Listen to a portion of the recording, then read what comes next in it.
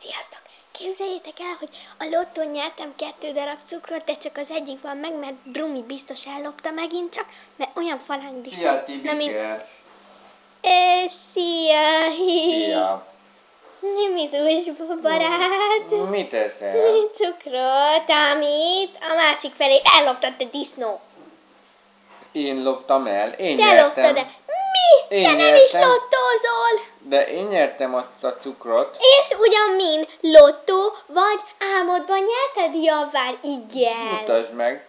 Igen, narancsos, látjátok? Ez narancsos. az én cukrom, ezt Nem, mert te utálod a narancsosat, de mert most miért azért ismernéd meg? megenném a cukrot. Mert narancsos, mi? Igen, megenném. Mert most miért ütök? Olyan agresszív állat vagy te. Büdös te is.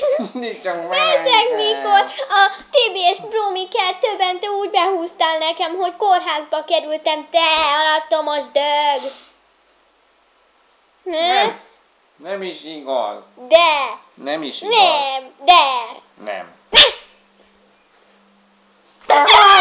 Állat.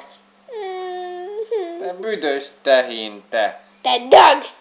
Te mindig elveszed a cukromat, meg mindenemet el, most is megzavarod, te szemét.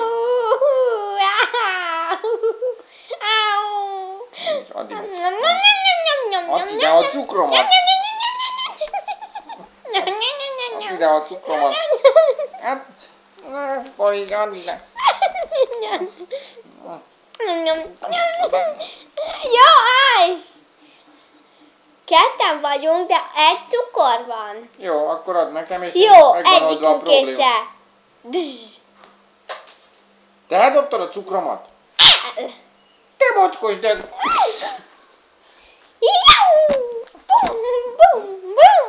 Árasztok! Akkor is nekem van igazam, és ő dobta el a cukrot. Bye!